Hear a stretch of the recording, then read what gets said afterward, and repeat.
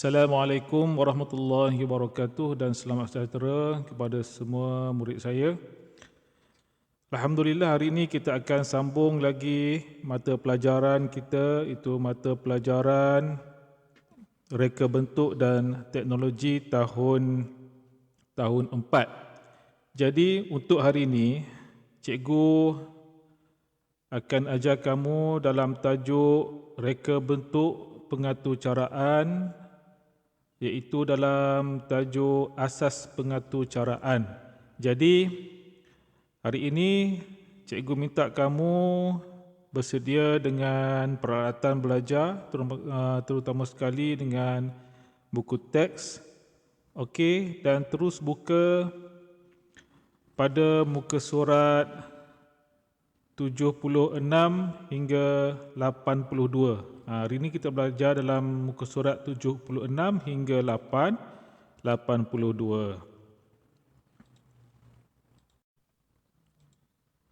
Baiklah murid-murid semua, sebelum kita meneruskan pembelajaran kita hari ini, kita perhatikan standard pembelajaran, iaitu apa yang kita nak capai dalam pembelajaran kita pada kali ini.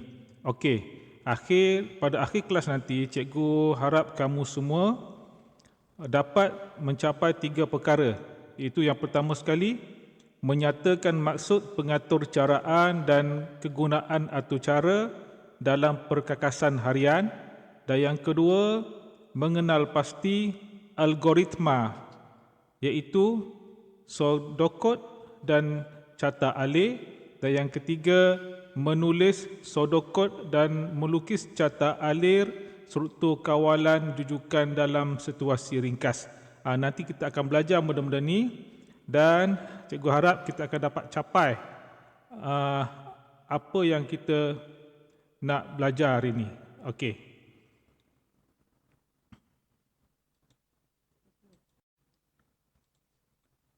Okey. Kita mulakan dengan muka surat 76. Kita baca dekat dalam buku teks dulu. Lepas tu baru kita bincangkan lebih lanjut lagi. Baik, perhatikan muka surat 76. Unit 6, reka bentuk pengatur caraan. Reka bentuk pengatur caraan. Okey, kita baca sama-sama. Arif dan Leong mengisi masa lapang mereka dengan bermain permainan video setelah selesai mengulang kaji pelajaran. Adik-adik Arif asyik memerhatikan gelagak mereka. Okey, ada perbualan Arif tu dengan siapa tu? Dengan Leong. Okey, hebat betul orang mencipta permainan ini.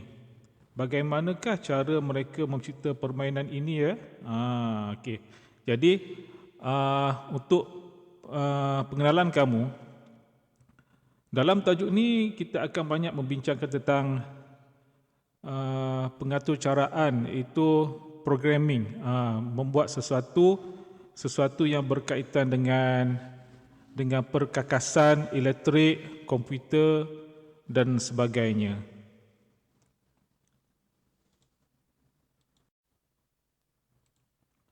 Baik, kita teruskan dalam muka surat 77. Ceritakan pengalaman kamu bermain permainan video. Bagaimanakah cara permainan video tersebut dihasilkan? Kita selalu main permainan video kan? Pernahkah kita, masa kita main tu, kita terfikir macam mana manusia mencipta permainan video yang kita main hari-hari tu? Kehebatan dia, ilmu dia yang dia ada tu, dia boleh hasilkan satu permainan video yang cukup menarik. Okey, dalam dialog tu dia ada sebut tu, suatu hari nanti aku ingin menjadi pengatur cara komputer. Jadi permainan video ni melibatkan pengatur caraan komputer, programming. Kalau kamu pernah dengar perkataan programming, itu adalah pengatur caraan. Okey, baik.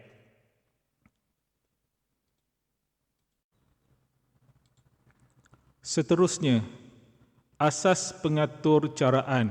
Okey, kita bincang sama-sama ya. Terdapat pelbagai perkakasan elektrik di sekeliling kita. Perkakasan tersebut menggunakan pengatur caraan komputer.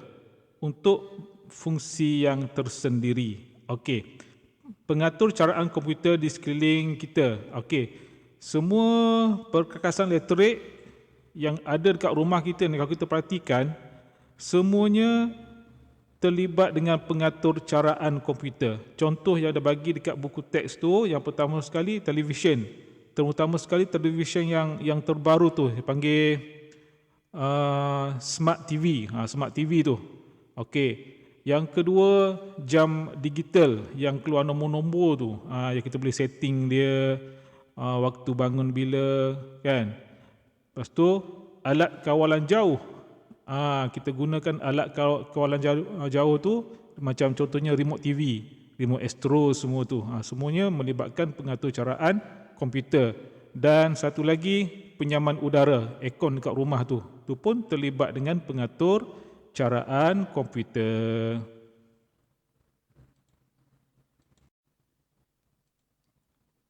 Okey, kita pergi terus kepada muka surat 78. Okey, baik. Kita baca sama-sama. Situ ada 4 orang murid tu kat situ. Dia ada dialog dia. Dia ada terangkan sesuatu untuk kita. Baik. Murid yang pertama, murid lelaki tu. Dia cakap, atur cara komputer dalam jam digital membolehkan kita melihat masa dan dapat mengaktifkan bunyi penggera. Yang dekat rumah kan semua ada, kebanyakan orang sekarang ni dia ada jam digital.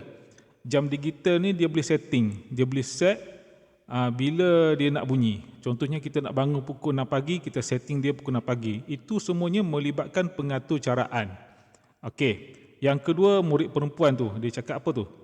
Atur cara komputer dalam televisyen pintar, yang kita panggil Smart TV tu, membolehkan kita menonton program serta mengakses aplikasi internet, radio dan sebagainya. Kalau dalam TV yang moden tu, Smart TV kita panggil tu, dia nak bina dia, nak buat dia tu, dia melibatkan pengatur caraan komputer. Banyak program-program yang dalam tu ada, kita boleh gunakan internet dalam TV, radio dan sebagainya dalam tu. Sekarang dah moden sangat. Okey, seterusnya murid yang perempuan yang ketiga tu. Dia cakap, atur cara komputer dalam alat kawalan jauh membolehkan kita mengawal televisyen dari jarak jauh. Remote TV. Kalau dulu-dulu TV tak ada remote, kita nak tukar channel pun kita terpaksa pergi tekan butang-butang yang ada dekat TV. Tapi sekarang arus pemodenan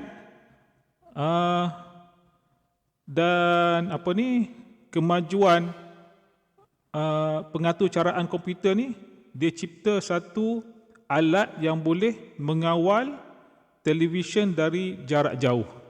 Tu hebat dia. Okey, yang keempat, murid lelaki. Dia cakap apa tu? Dia cakap, atur cara komputer dalam penyaman udara, dalam aircon, membantu kita menetapkan suhu bilik serta melaraskan suhu bilik yang bersesuaian secara automatik. Aircon yang dekat rumah kita tu, dia boleh setting, dia boleh set aircon tu, penyaman udara tu, mengawal suhu bilik kita. Contohnya bilik tu panas, aircon tu akan secara automatik dia keluar kuat sikit, dia sejukkan cepat sikit. Bila dah sejuk, dia slow sikit. Itu katanya adalah untuk menjimatkan elektrik. Ini adalah melibatkan pengatur caraan komputer juga. Okey, faham? Cikgu harap fahamlah ya.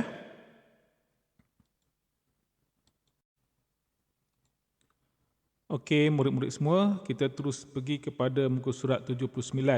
Cikgu speed sikit boleh tak? Boleh kan? Okey, baik. Tengok muka surat 79. Atur cara komputer ialah urutan arahan berkod dalam perkakasan elektrik. Atur cara membolehkan data diproses oleh komputer.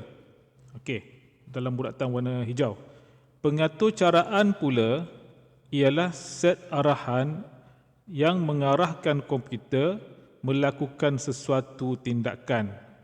Dia ada setting programming kat situ, dia boleh automatikkan sesuatu perkakasan itu untuk bertindak sendiri secara automatik. Contohnya macam mesin basuh automatik kan. Kita dah setting dia, kita setting tu maksudnya kita bagi dia arahan untuk melakukan suatu tindakan. Contohnya mulanya bila, nak keringkan bila, nak stopnya bila. Itu secara ringkasnya. Berdasarkan gambar di atas, nyatakan kegunaan atau cara komputer pada perkakasan elektrik di ruang dapur. Dekat ruang dapur ni banyak perkakasan yang melibatkan pengatur caraan atau cara komputer. Contoh kat situ dia bagi apa dia? Ada microwave, ada periuk nasi elektrik, ada penapis air, ada mesin basuh automatik. Itu semua melibatkan perkakasan-perkakasan yang terlibat dengan atur cara komputer.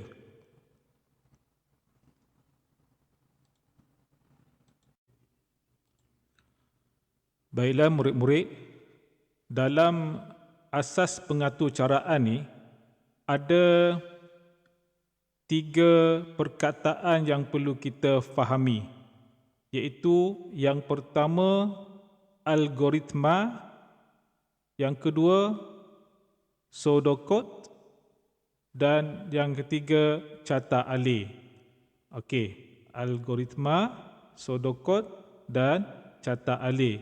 Dalam pengatur caraan, kita perlu memahami 3 benda ini. Okey, yang pertama algoritma tadi.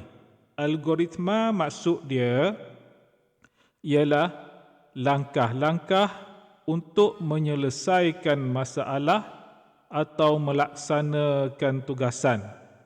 Algoritma boleh dijelaskan dengan pseudocode ataupun dengan carta alih. Okey, kena fahamkan betul-betul dulu ni. Yang ketiga-tiga perkataan ni. Algoritma, apa dia yang dikatakan sebagai algoritma, apa dia yang dikatakan sebagai pseudocode, dan yang ketiga, apa yang dikatakan sebagai carta alih. Okey, kita perhatikan apa dia pseudocode. Okey, pseudocode ialah satu set pernyataan dalam bahasa biasa. Pseudocode menunjukkan langkah demi langkah melaksanakan tugasan dari mula hingga tamat. Okey. Kita tengok pula carta alih. Apa yang dikatakan sebagai carta alih? Carta alih ialah langkah-langkah penyelesaian masalah secara grafik. Simbol dalam carta alih dihubungkan dengan menggunakan anak panah. Okey, macam ni lah. Cikgu bagi satu contoh. Kejap lagi cikgu bagi satu contoh mudah. Okey Boleh? Okey, kita tengok contoh apa dia nak fahamkan lagi algoritma, pseudocode dan carta alih. Okey, kita tengok slide seterusnya lepas ni.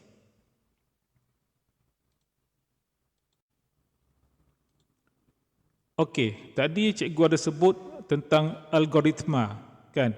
Algoritma tadi cikgu ceritakan ia adalah suatu cara penyelesaian masalah ataupun untuk kita melaksanakan satu tugasan.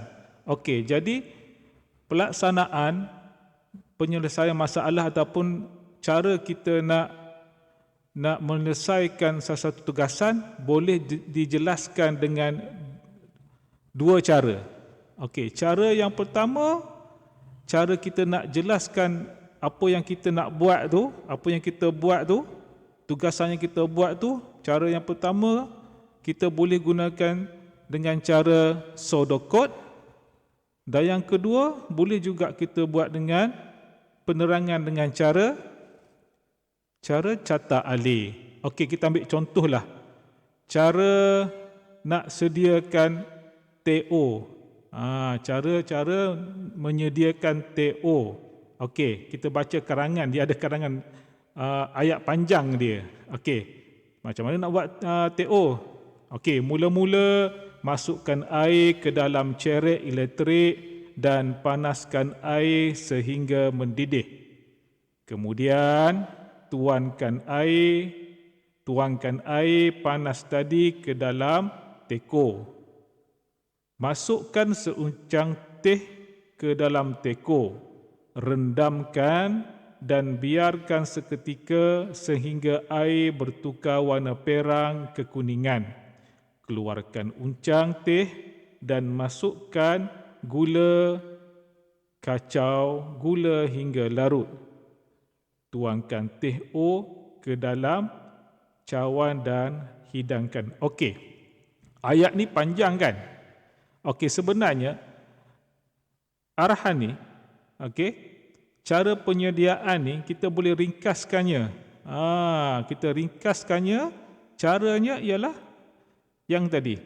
Pertama, kita boleh gunakan dengan cara pseudocode, dan yang kedua kita boleh terangkannya, kita ringkaskannya dengan cara catak alih. Bila kita guna dua-dua cara ni, lebih memudahkan kita untuk memahami dan untuk menyiapkan sesuatu tugasan itu. Okey, boleh faham? Okey, kita tengok contoh seterusnya.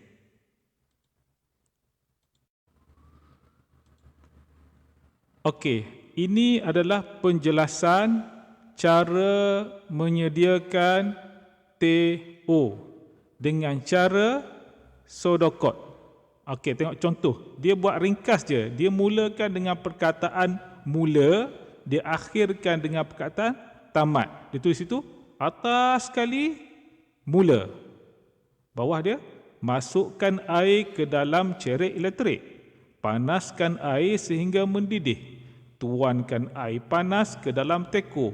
Masukkan seuncang teh ke dalam teko. Rendamkan dan biarkan sehingga air bertukar warna perang kekuningan. Keluarkan uncang teh. Masukkan gula. Kacau gula sehingga larut. Tuangkan teh O ke dalam cawan. Tamat. Dia ringkaskan lagi. Ini adalah cara pseudocode. Okey, kita tengok pula satu lagi cara penjelasan. Okey, itu catak alih.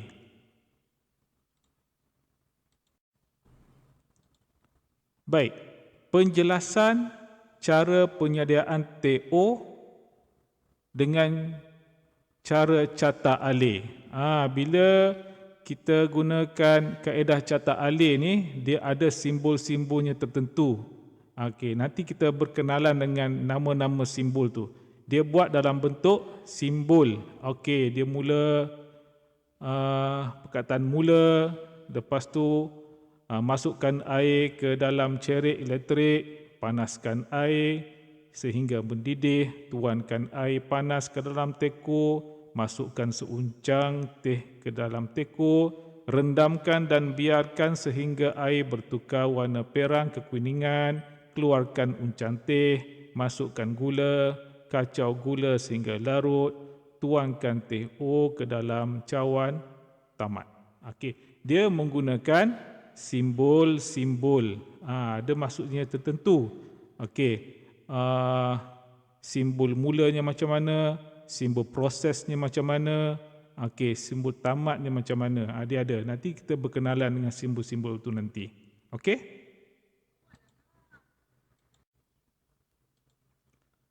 Baik. Tadi kita dah faham macam mana kaedah ataupun cara pseudocode dan kaedah catak alih, kan? Jadi kita cuba satu situasi kat sini. Ada situasi Arif bangun tidur ni. Okey? Baik. Mari kita cuba menulis pseudocode dan catak alih berdasarkan situasi. Okey. Pseudocode dan catak alih boleh ditulis berdasarkan situasi. Mari kita baca situasi berikut sebelum menulis sodokod dan carta alih. Dia bagi kita satu situasi, lepas ni dia nak kita jelaskan dengan dua cara. Pertama cara sodokod dan yang kedua cara carta alih. Kita nak jelaskan situasi yang kita baca ni. Okey, kita baca sama-sama dulu situasi dia. Arif bangun pada pukul 5.30 pagi. Dia membersihkan dirinya dengan mandi dan menggosok gigi. Selepas itu, dia memakai baju sekolah dan menunaikan solat subuh secara berjemaah. Selepas bersarapan bersama-sama dengan keluarganya, dia ke sekolah dengan menaiki basikal pada pukul 7 pagi. Situasi ni dia nak kita jelaskan dengan menggunakan cara sodokod dan carta alih. Macam mana kita nak buat? Okey, seterusnya kita akan tengok slide yang cikgu paparkan nanti. Contohnya.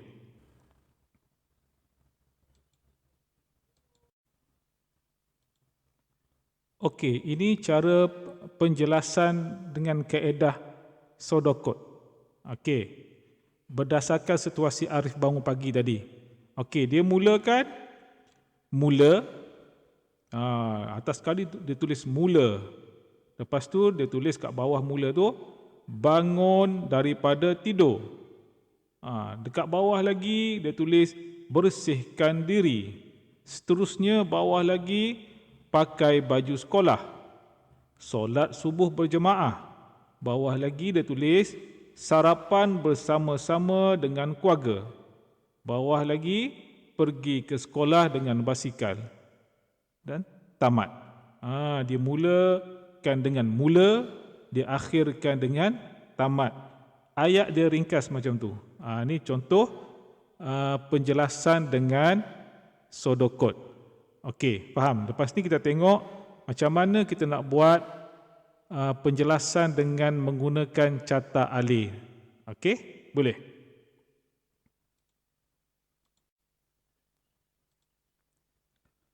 Penjelasan Arif bangun pagi tadi, situasi Arif bangun pagi dengan menggunakan cara carta alih. Bila kita menggunakan cara carta alih, kita akan gunakan simbol-simbol yang tertentu. Nama simbol tu, nama dia simbol geometri. Yang simbol-simbol ni semua akan digunakan, akan kita guna bila kita nak bina satu carta alih untuk menerangkan sesuatu. Okey, tengok sebelah kanan tu, carta alih.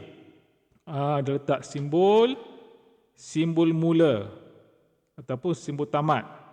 Okey, penerangannya mula dan tamat suatu aktiviti. Dia gunakan simbol yang bujur macam ni. Okey, bawahnya dia letak bangun daripada tidur. Dia letak dalam petak tu. Yang petak macam tu nama dia, fungsi dia adalah proses. Bangun daripada tidur itu adalah proses. Okey, lepas tu dia bersihkan diri. Pun proses juga. Seterusnya dia gunakan apa? Ada nak panah tu kan? Nak panah tu adalah menunjukkan simbol aliran. Itu aliran aktiviti.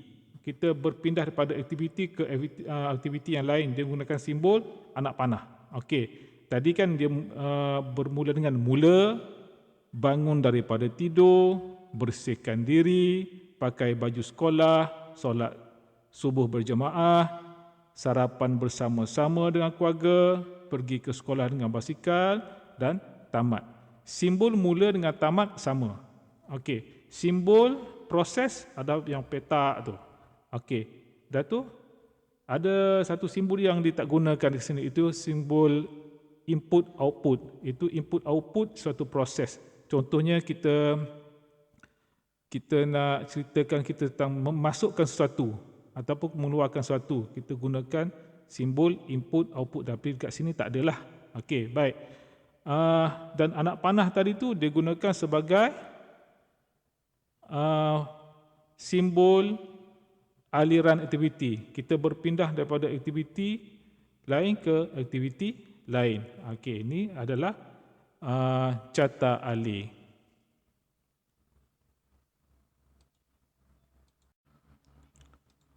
Baiklah murid-murid, kita berkenalan dengan simbol geometri yang digunakan dalam carta alih. Baik, kita mula-mula kita perhatikan petak yang warna pink. Okey, dia bagi kat situ simbol geometri. Pertama sekali simbol yang berbentuk segi empat tepat tapi yang tak ada bucu tu, yang melengkung bucu dia tu. Okey, itu adalah fungsi untuk kita tandakan dia sebagai mula dan tamat. Okey. Dan yang kedua, bentuk yang empat segi tepat, yang tu kita gunakan, kita tandakan dia untuk proses. Contohnya, murid tadi, dia bangun pagi, dia pergi mandi. Bangun pagi dan pergi mandi itu ada proses, aktiviti dia ataupun proses. Okey, itu contoh dia lah. Okey, yang ketiga, segi empat tepat tu yang condong tu. Yang tu kita gunakan untuk kita tanda sebagai input output. Maksudnya input tu contoh tadi macam kita buat teh, kita masukkan gula. Memasukkan gula itu ialah proses input. Lepas tu kita keluarkan uncang teh daripada air yang kita rendam tu. Okey, kalau kita proses mengeluarkan uncang tu daripada air, itu kita panggil output. Okey. Dan akhir sekali, simbol yang bentuk anak panah. Simbol yang bentuk anak panah tu maksud dia, kita gunakan dia tu sebagai aliran aktiviti. Contohlah, kita bangun pagi tadi. Kita bangun pagi, pergi mandi. Proses aktiviti kita daripada bangun pagi ke pergi mandi itu adalah aliran aktiviti kita. Maknanya kita bertukar aktiviti. Macam tu. Kita tandakan anak panah. Okey.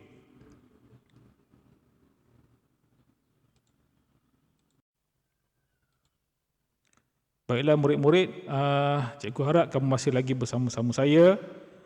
Ini adalah yang terakhir, iaitu bahagian tugasan.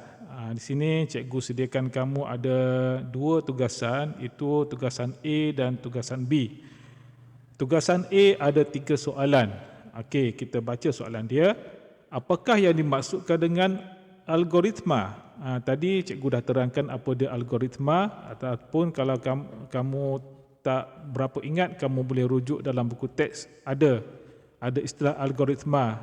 Okey, yang kedua, apakah yang dimaksudkan dengan pseudocode? Pun sama juga. Kalau tak ingat, boleh rujuk balik dalam buku teks.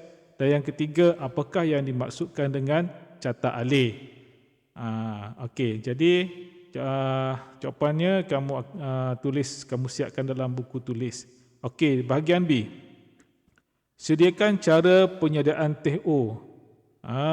Saya nak kamu sediakan cara penyediaan TO dengan cara menggunakan kaedah pseudocode, dan yang kedua guna kaedah carta alih.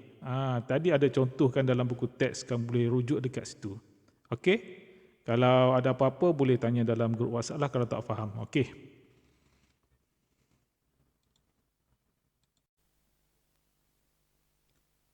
Dan akhir sekali, cikgu ucapkan tahniah kepada murid-murid yang menonton video kelas kita ini hingga tamat.